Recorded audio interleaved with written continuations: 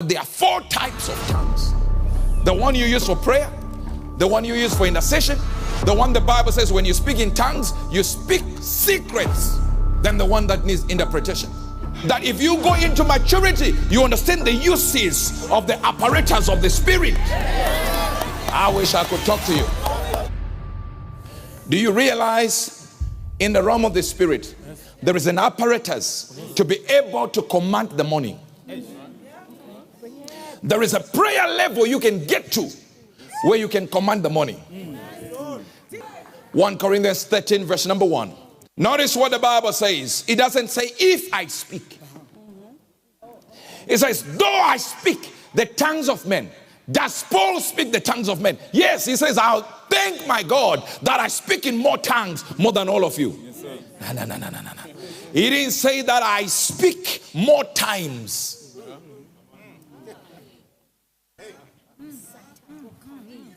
He is talking about the quantity of tongues. So he says, though I speak in tongues of men. Does he speak in tongues of men?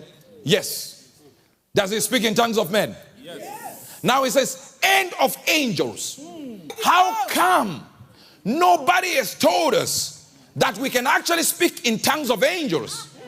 Yes, we understand in the Pentecostal side of things, as they say Pentecostal, we go ratakabaka, rikabujake, and we say we are speaking tongues of angels. Now, if it is saying tongues of angels, that definitely means that angels speak a language. And Paul says, and behold, I heard out of heaven God speaking to me in the Hebrew language. So God speaks Hebrew, we know that. Though I speak with what? With tongues. And the word that appears as tongues many times, it is the word glossa. And if you're talking about speaking in tongues, it's the glossolalia. All right? Eulalia, you speak. Then glossa is the tongues we are dealing with. And it actually means the real tongue. But then when you keep going with the issue of reading the book of Hebrews 12, 13, and 14, you understand that he starts using the word dialecto. Where we get the word dialect. And I understand that you have got over, I don't know, maybe 3,000 languages and then 9,000 dialects. Meaning to say out of this language, there can be substrates of the same language. That's a dialect. So we know what Paul is talking about. He's saying, I speak, though I speak in the dialects of angels. That means when angels speak to each other, they use a certain language. Now the Bible says Paul was able to speak that language of angels. This whole concept is not maturity, where we just pray in tongues. Wonderful, that's a certain stage. Then there is another stage where we also pray in tongues. That's brilliant. Then we can sing in tongues, but that's the style of using tongues. But there are 4 types of tongues. The one you use for prayer, the one you use for intercession, the one the Bible says when you speak in tongues, you speak secrets. Then the one that needs interpretation. So if I still need interpretation when tongues are spoken, that means they are different from the ones I don't need an interpretation, because it says when you speak in tongues, you speak secrets to God. Albeit in the Spirit, you are speaking what? So there are tongues for intercession. There are tongues where I just pray to God and God hears on his own. Then there are tongues where I edify myself. Then there are tongues that need interpretation. Notice the Bible calls it a language and a dialect. A language and a what? A dialect. There is no language which has no communication. Okay.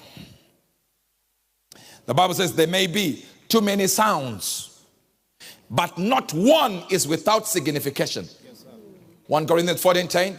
There are, it may be, so many kinds of voices in the world, and none of them is without signification. That means every language you utter, every syllable, every yes, every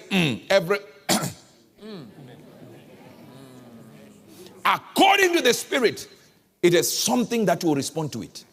Number 2, what I was speaking about, interpreting that language. We're talking about prayer. We're talking about interceding in that language. Then we move to a higher level. Now, when we come every time and we tell you, God is about to give you a car. Celebrate, you run from that end to that end. Then you go home and it's dry. Until you mature for yourself and begin to use the apparatus I'm telling you to use. And then you have the same results I have. Otherwise, we'll spend the whole year with just testimony this, testimony that, and not one of you will be able to match the pastor who is speaking. So it is possible that I make him stand up and then he will speak in tongues. And if he speaks in tongues, he can pray in tongues. But if I say to him, speak in Shona, please greet the people in Shona. Did you hear that? So you have been told something. Why can't you tell him? So if I say hello, you just keep quiet? Answer back. Who told you to answer back? It is the communication that was done by him. It has told you that this is a language and it's referring to you. That means there is no language that has no response. So every language will involve communication. No. That means how come your speaking in tongues is never between each other? I remember in Manchester, I was prophesying to a lady who was Zimbabwean. And I knew she was Zimbabwean because I had to ask where she was coming from. She said Zimbabwe. So I'm busy prophesying. In the mode of prophesying, I start speaking. God is going to take you from this to that location, from this to that location, and all these other things. Then I entered a language I had no idea. And everyone is looking at me. In that moment, I am thinking I'm still speaking in Zimbabwean language, Shona, and English. So I thought I was mixing the two. So I'm okay with some people who are from Britain looking at me somehow. Because I'm speaking this language and I'm realizing that as I speak in English, she's not getting me. So I tuned into what? Into Shona, and she would get me. But then it happened that I asked her, you understood me? She said, yeah, I get everything. I said, what was I saying? And everyone is thinking she is the gift of interpretation of tongues. Whereas no, I was speaking in French when I thought I was speaking in Shona. Hey.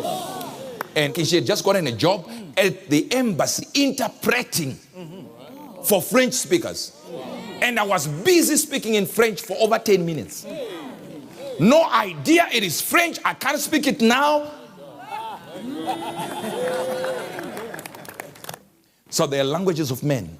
Then there are languages of tongues. Angels have a language that they speak.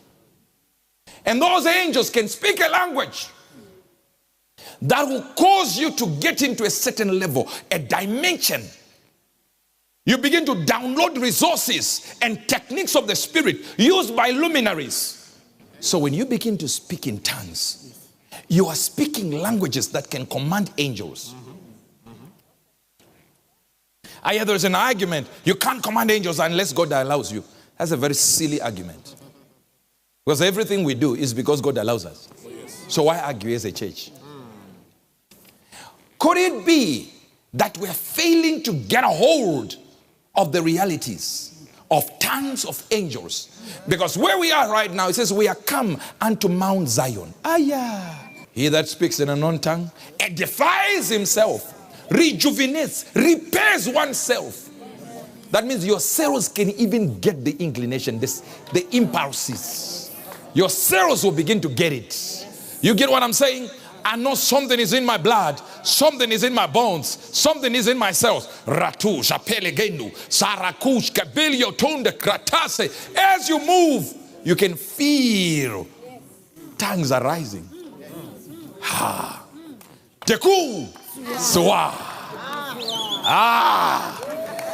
You can feel tongues are rising.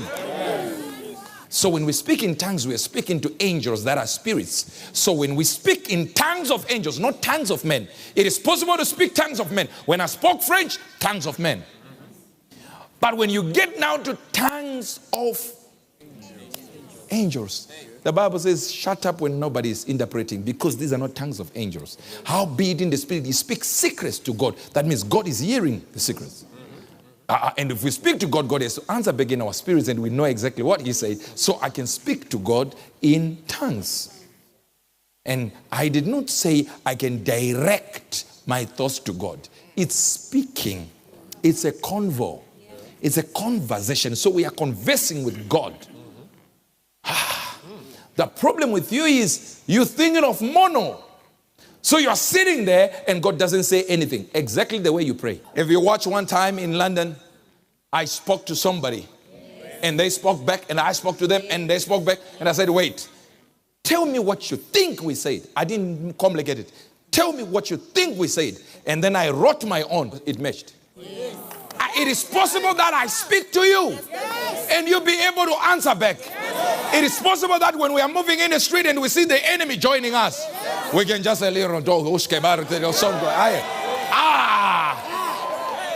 I see you walking over there. Instead of good morning, I say, La Crusta Bra. Hey! La Crusta Bra. You go Lehendrigo Sacradixa Angre. I know you are saying your mother and your father are okay. God is blessing you. Bye. I know this. That's why they think we are faking it. Because they understand even the smallest, the most myopic-minded person on earth will tell you if it's a language, why can't you hear back? There is a time, brothers and sisters, that is coming, that when we begin to speak in tongues, we can hear the language, we can understand what somebody is saying, and we can get the knowledge, and then we answer back, and we converse in tongues. I said we converse in tongues. We converse in tongues. Go ahead. Aye. Yay.